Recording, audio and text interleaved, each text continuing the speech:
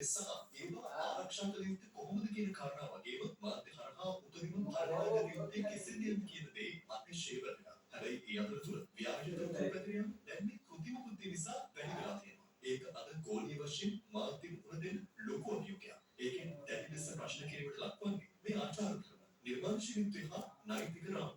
නවීකරණයෙන් වේගවත් වීමත් එක්ක නෛතික විධිවිධාන අරමුදේට යන එක බොහෝ විට සිදු වෙන දෙයක්. කෘත්‍රිම බුද්ධිය මේ පරිණාමය වන වේගය අපිට අභියෝගයක්. ඒ පිළිබඳව මේ වගේ සමුළුවලදී සාකච්ඡා කිරීම වඩා වැදගත් දෙයක්. මම රේඩියෝ රුමේනියා වෙත හා ආසියානු විකාශකයින්ගේ සංගමයට අපේ කෘතඥතාව පළ කරනවා. මේ වගේ වැදගත් මාතෘකාවක් යොදා ගැනීමට ලැබුණා. I wish to express our gratitude to Radio Romania and the APU for conceiving this important theme. දිනෙන් දින නවීනත්වයට පත්වන මාධ්‍ය අවකාශය තුළ මාධ්‍ය ශාස්ත්‍රයේ මත පැටවෙන වගකීම් හා මෙම කර්මාන්තය ආශ්‍රිතව නිර්මාණය වනා වූ අවස්ථා පිළිබඳව සශීල් රාජ මහින්ද්‍රන් මහතා අදහස් පළ කළා. Over the past 2 decades, our industry has ගෝලීකරණය මාධ්‍ය ප්‍රවේශය හා තාක්ෂණික නවීකරණය හේතුවෙන් ගත දශක දෙක තුළ අපේ කර්මාන්තය අසාමාන්‍ය පරිවර්තනයකට ලක් වෙලා තියෙනවා. ඒ පරිවර්තනයත් එක්ක අපිට අලුත් වගකීම් පැනනවා වගේම අවස්ථා නිර්මාණය වෙලා තියෙනවා. ඉතින් මාධ්‍ය වෘත්තිකයන් හැටියට මේකට හැඩගැහෙන එක නායකත්වයේ දෙන එක හා ප්‍රමිතිය ඉහළ නංවා ගන්න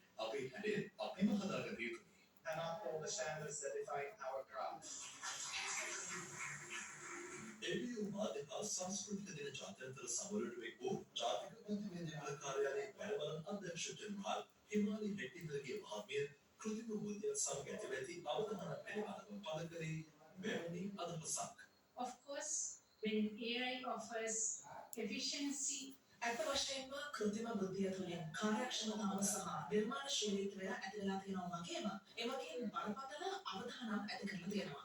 විශේෂයෙන්ම ජනමාධ්‍යකරණයට සහ ඒවායේ අන්තර්ගතයන් වල සුජාතභාවයට. කෘත්‍රිම බුද්ධියට පුළුවන් විශ්වසනීයත්වය පළුදු කරන්න. විශ්වසනීයත්වය මත තමයි ජනමාධ්‍යකරණය හදාගන්නේ.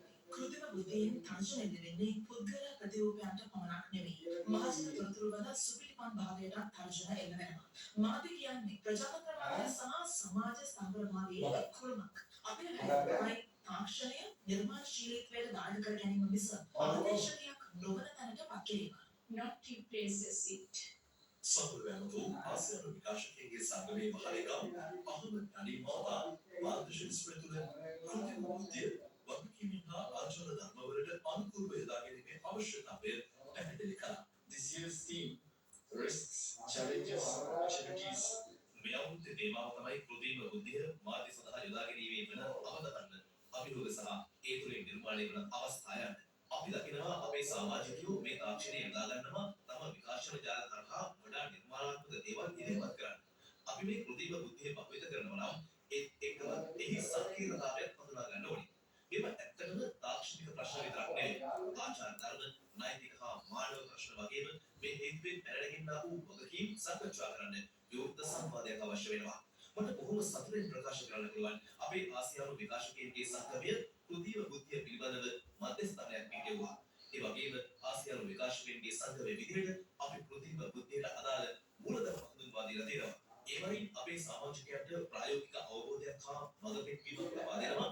කොහොමද මේ තාක්ෂණය හරහා යොමු වන්නේ වගකීමක් ඇතිව කියලා. So that we can learn from the experiences of others.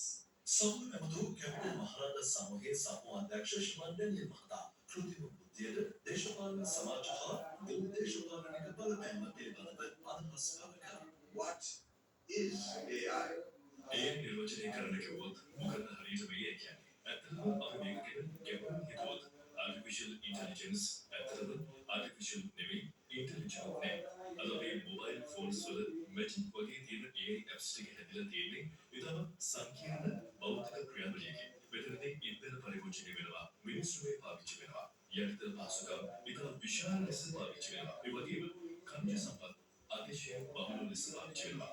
මේක ගොඩක් වැදගත් කාරණාවක්. මේ විදිහට AI කියන තාක්ෂණය රඳා පවතින්නේ මෙතන විශාල ಖනිජ සම්පත් හා මිනිස්සුන්ගේ මතනම් එහෙමනම් ඒ සම්පත් ටික භාවිත කිරීමේ වගකීමකුත් තියෙන්න ඕන. ඒ ක්ලවුඩ් එකේ සිද්ධ වෙන දෙයක් නෙවෙයි.